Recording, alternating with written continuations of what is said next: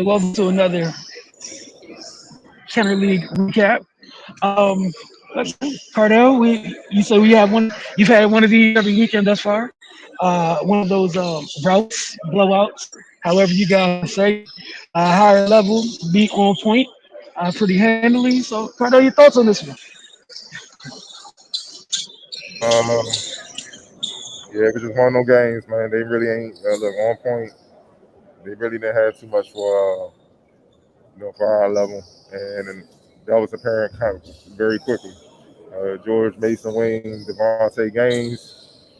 When I say he was bombing them from three, he was bombing them boys for three, man. Then he's also athletic and can slash, man. So that just opened up his all around game, man.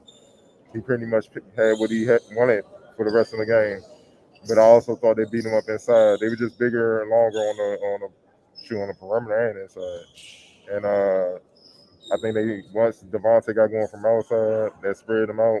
Then Brown, who plays at GW, he went to work inside, and that kind of just balanced things out. And they just kept the balanced attack going, and there was nothing on point could really do, man. I like the solid guard play. Elijah Hawkins out of Howard. Dylan Edwards, got to shout out the young fella who's going to JUCO in Miami. Listen, they went in the game and you could see the flow on point get better. The offensive flow and whatnot. But what higher level did to kind of force on point to have to keep taking those guys out. They force switches, they force the mismatches, and then the next thing you know, you see Dylan or Elijah or Noel Brown inside who's 6'11", or Dylan Edwards guarding Devontae Gaines on the perimeter, and Devontae Gaines 6'7", 6'8", athletic, can shoot it, drive, and all that. They always had a mismatch as far as higher level is concerned, and they exploited it. They did a good job of slowing it down and exploiting it, and they cruised to a win, man. But overall, man, this was just a dominant performance from Gaines. Yeah, this is literally one of those cases. One team that's supposed to have been there before, done this, and it seemed like the other team that's supposed to are learning what this was all a little. You saw their side. It was a big difference. Um, like you said, they hunted him, and yeah, games the show he put on in the first half shooting the ball was ridiculous. He wasn't alone. It felt like that was a weapon of choice by that group as a team. Obviously, he led the way. And his size on both ends. So it felt like they was running on mates, misses. It was just tough for on point. Honestly, like a small team, you're swimming. I'm sure you want to slow things down at time.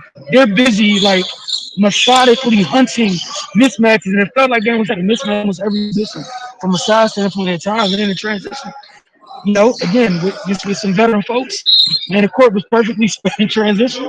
It was able to, and even the times that they got transition threes and missed, they had bodies inside to clean up. So they did a pretty good job making the most out of each and every possession they had in this game, so by higher level. I always want to know who you had as your player of the game, Curtis. And one last thing, just for I gotta give the defense for high level some love.